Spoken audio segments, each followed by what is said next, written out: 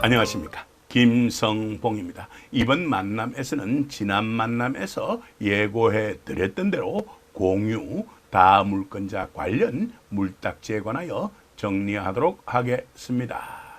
이는 도시및주거환경정비법 주려법이라 하겠습니다. 제39조 제1항 대표조합원 관련 규정과 관련이 있는 내용이라는 것도 이미 말씀드렸습니다. 우리는 지난 만남에서 쪼개기 금지일, 정식 용어로는 권리 산정 기준일이었죠. 이것과 관련이 있는 물딱지에 관하여 정리한 바 있습니다. 이는 법 제77조 제1항과 관련이 있는 내용이었고요. 그리고 그때 우리가 정리한 동영상의 주소, 즉 URL이 여기에 제시되어 있으니까 필요한 경우 확인하시기 바랍니다. 이 주제를 보다 효율적으로 정리하기 위하여 두 가지 내용으로 나누어 정리하도록 하겠습니다. 먼저 법 제76조 제1항 제6호를 살펴보고요. 그리고 난 뒤 법 제39조 제1항에 대하여 핵심 내용 위주로 보다 자세하게 정리해 보도록 하겠습니다. 이와 같은 정비사업과 관련된 수많은 동영상 자료들이 김박사 부동산 TV 유튜브 채널에 탑재되어 있으니까 필요한 경우 활용하시기 바랍니다.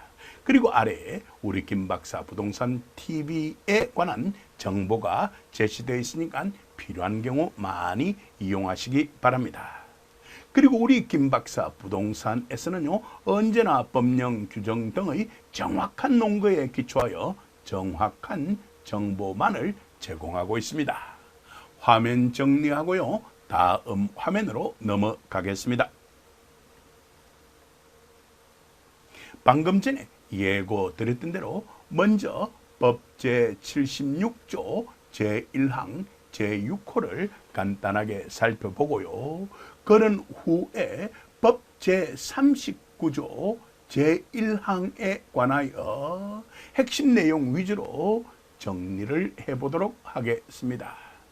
얼핏 보시면 아시겠습니다만은 같은 색깔로 표시되어 있는 내용을 연결해 보면요, 여기에 1세대, 여기에도 1세대가 제시되어 있고요, 여기에 일명, 그리고 여기에도 일명이 같은 색깔로 제시되어 있으며, 그리고 여기에 공유, 그리고 여기에도 공유가 같은 색깔로 제시되어 있다는 거 바로 파악할 수 있었을 것으로 믿습니다.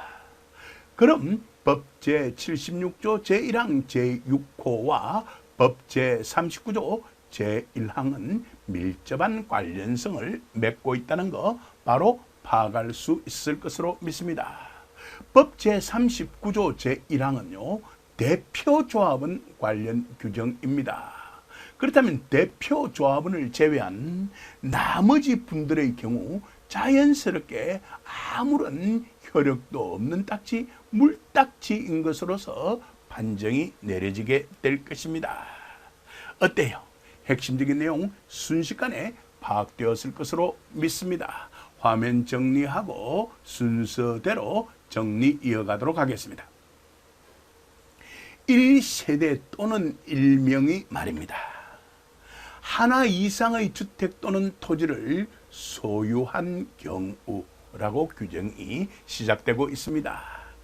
이런 분들을 다물건자라고 부르겠죠. 다물건자라고 부르게 될 것입니다. 이런 다물건자에 대해서는요, 1주택만을 공급하겠다는 겁니다. 그렇다면 나머지 분들의 경우에 있어서는요, 아무런 효력도 없는 물딱지인 것으로서 판정이 내려지게 될 것입니다. 어때요? 핵심 내용 바로 파악되고 있죠? 그럼 되었습니다. 다음 이어가도록 하겠습니다. 같은 세대에 속하지 아니하는 이 부분은 무시해도 좋을 것 같습니다. 왜냐 그러면요, 앞에 1세대, 달리 말하면 같은 세대입니다. 가 이미 적혀 있기 때문에 이분들을 제외하기 위하여 같은 세대에 속하지 아니하는 이라는 말로 시작하고 있을 뿐입니다. 예, 그러한 이명 이상이 1주택 또는 1토지 보자마자 아하 함께 가지고 있는 사례이기 때문에 공유에 해당되겠구나. 이런 공유의 경우에 있어서도 1주택만 공급을 한다라고 규정이 되어 있다면 나머지 분들의 경우에 있어서는 자연스럽게 물딱지가 될 수밖에 없겠구나라고 파악할 수 있을 것으로 믿습니다. 어때요? 추가적인 설명 필요 없겠죠? 도시 및 주거환경정비법 대단히 어려운 것 아닙니다. 기본적인 내용만 제대로 파악한다 그러면은 거기에 기초하여서 나머지 내용들도 쉽게 파악해 나갈 수 있을 것이라고 저는 확신합니다. 이쯤 해서요. 법 제76조 제1항 제6호에 대한 정리는 마무리 짓도록 하고요. 약속대로 법 제39조 제1항 대표조합원 관련 규정에 관하여 정리를 시작해 보도록 하겠습니다. 이어가도록 하죠. 조합원 관련 규정은요. 재개발 사업의 경우와 재건축 사업의 경우 서로 상이하다는 거 여러 차례 말씀드렸습니다. 재건축 사업의 경우 조합원은 말입니다. 동의한 자만 해당이 되는 반면에 재개발 사업의 경우에 있어서는요. 동의 여부와 관계없이 토지 등 소유자가 바로 조합원이 되는 것입니다. 여기까지도 핵심적인 내용은 파가 있을 것으로 믿습니다. 이분들로 하되 다음 어느 하나에 해당하는 때에는 어느 하나라는 것은 총 3가지 호로 구성되어 있습니다. 제1호, 제2호, 제3호로서 말입니다. 어느 하나에 해당하는 때에는 그 여러 명을 대표하는 일명을 조합원으로 본다라는 대표 조합원 관련 규정이라는 거 바로 파악할 수 있을 것으로 믿습니다. 그럼 나머지 경우는 전부 다 효력이 없는 물딱지인 것으로서 판정이 내려질 수밖에 없을 것입니다. 자, 여기까지도 핵심적인 내용 파악했을 것으로 믿습니다. 화면 정리하고요. 제1호부터 확인해 보도록 하겠습니다. 제1호는 추가적인 설명이 필요 없을 정도입니다. 공유입니다. 토지 또는 건축물의 소유권과 지상권이 여러 명이 가지고 있다면 그것은 공유에 해당될 것입니다. 속하는 때에 있어서는요, 그 모든 자들에게 입주권을 부여하고 조합원으로 인정해 주는 것이 아니라 대표는 한 명만을 조합원으로 보고 한 주택만 공급하겠다는 것입니다. 어때요? 추가적인 설명 필요 없을 정도 맞죠? 그럼 되었습니다. 이쯤에 두고요. 화면 정리하고요. 제2호와 제3호 정리해 보도록 하겠습니다. 제2호입니다. 전단과 후단으로 구성되어 있는 것인데요. 후단 부분은 세대에 관하여 규정하고 있는 내용이고요. 자주 다루었기 때문에 제가 생략을 하였고요. 세대에 대해서 다시 한 번 더 정리하고 싶으신 분은 제가 제시하지 않은 후단 확인하시기만 하면 될 것입니다.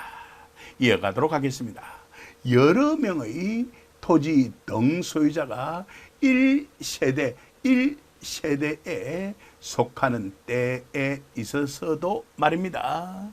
그 여러 명을 대표하는 1명만을 조합원으로 보겠다는 것입니다. 그리고 1주택만을 공급하겠다는 것입니다.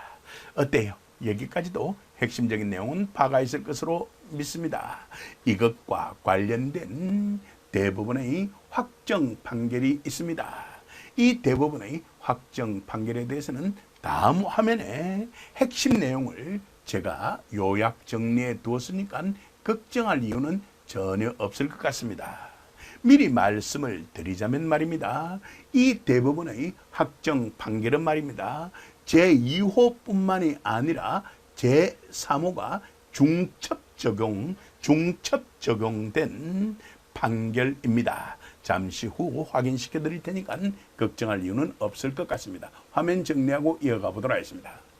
그 다음 문제의 제3호 정리를 시작해 보도록 하겠습니다. 제가 문제의 제3호라고 말씀드린 이유는 말입니다. 제가 방문 상담이나 전화 상담을 통해서 가장 많이 접한 사례입니다. 가장 많이 접한 사례입니다. 모든 조합이 다 그런 것은 아닙니다만 상당수 조합의 경우에 있어서 이 내용을 제대로 파악하지 못하고서 많은 문제점이 생기는 것을 저는 직접 지켜보았습니다. 제게 하소연을 하는 많은 조합원들이 있었습니다. 그 조합원들은요, 서울 지역, 경기 지역, 그리고 대전, 그리고 부산 가릴 것 없이 여러 지역에 있는 구역의 조합원들이었습니다. 앞으로 그런 피해자가 더 이상 생겨나지 않기를 저는 바랍니다. 이미 대법원의 확정 판결이 나와 있기 때문에 여기에 해당된다면은 결국은 대표 조합원 1명을 제외한 나머지는 물딱지가 될 수밖에 없는 것입니다. 많은 분들 가운데서 가장 안타까웠던 분은 말입니다. 그분 구역의 경우에 있어서요. 피가 최고 5억 원 이상이 나가던 때에 이분께서는 물론 다물건자였습니다. 자신이 가지고 있는 물건 중 하나를 조합 설립인가 후에 매매 계약으로 양도를 하였습니다. 그런데 결국 그 양도된 것이 말입니다. 물딱지인 것으로서 판정이 나게 되고 그로 말미암아 계약이 무효가 되었습니다. 그런데 이렇게 계약이 무효가 됨으로 말미암아서 피도 돌려주어야 할 텐데요. 돌려줄 시점에서 피가 2억 원대로 떨어져 버렸습니다. 그러니까 안전자리에서 3억 원 이상을 손해보는 그런 사례가 생겼던 것을 저는 지켜보고 너무나 안타까웠습니다. 하지만 구제 방법은 없는 것 같습니다.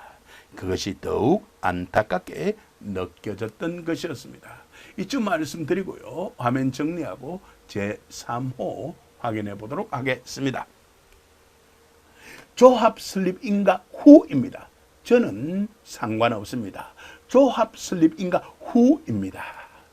일명의 토지 등 소유자로부터 토지 또는 건축물의 소유권이나 지상권을 양수하여, 그럼 그런 경우라면 자연스럽게 여러 명이 소유하는 셈이 될 겁니다.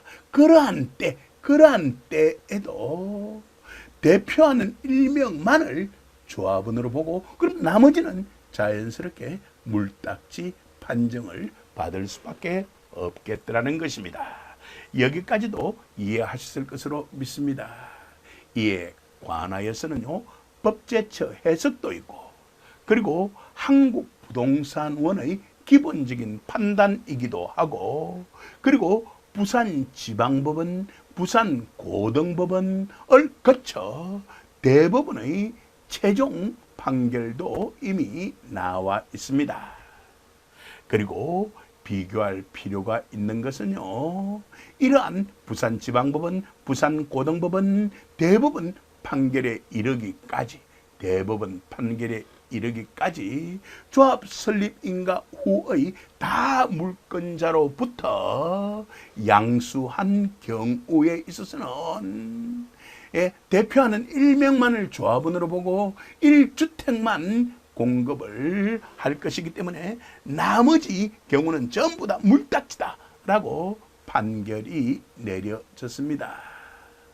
그런데 2020년 1월 23일 선고된 광주고등법원의 2018누 6415 판결에서는 각자 입주권을 받을 수 있다라고 판결을 내렸는데요.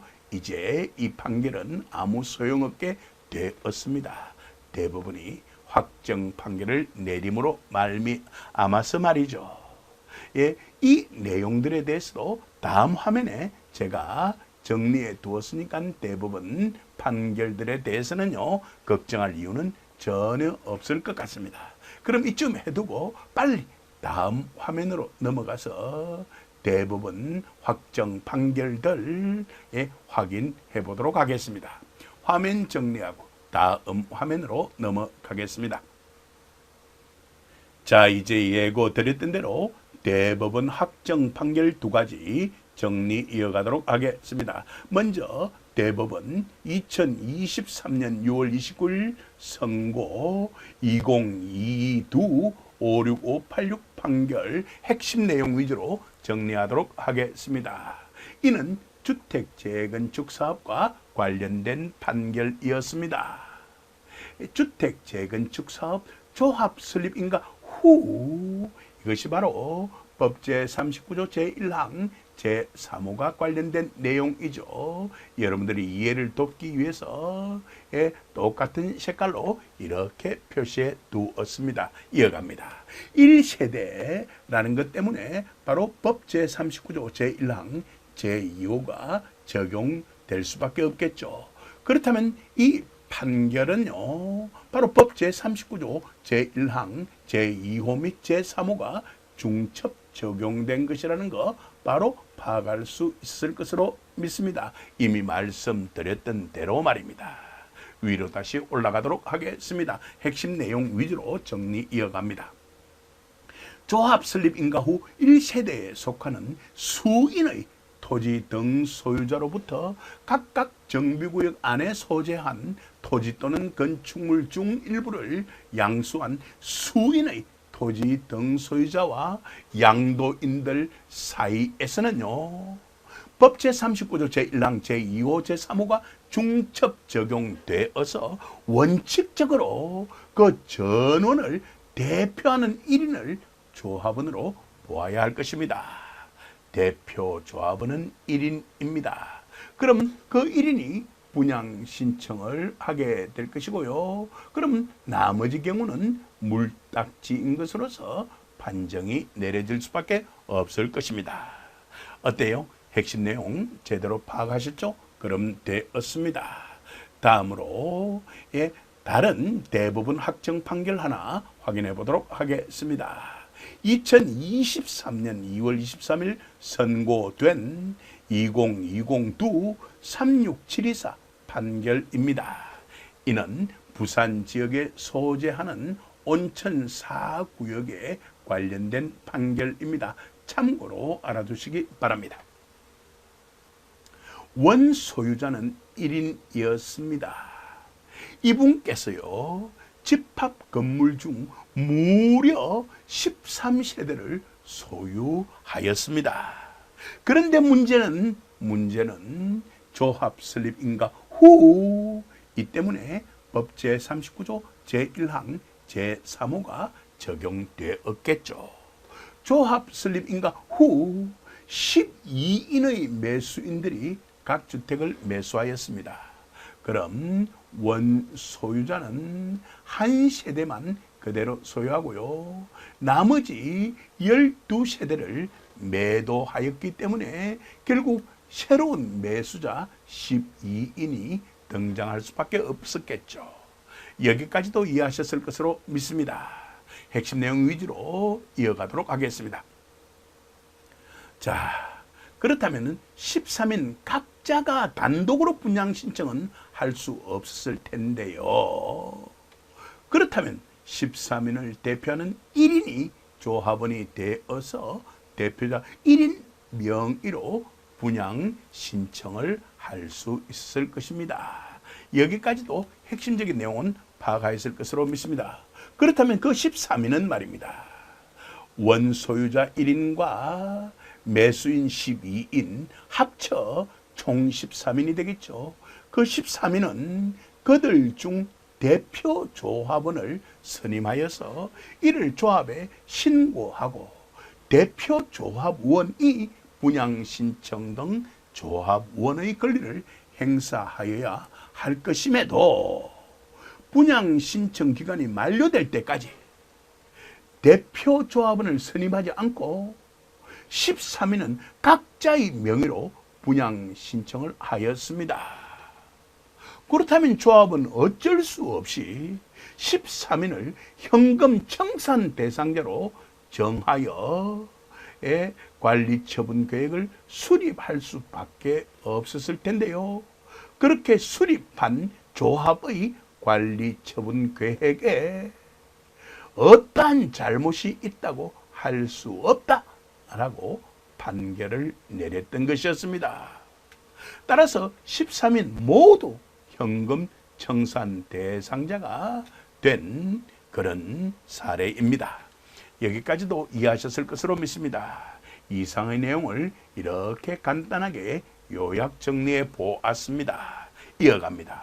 그렇다면 매도인과 매수인이 대표자를 선임을 하여서 분양 신청을 한 경우라면 1주택 공급이 이루어질 겁니다.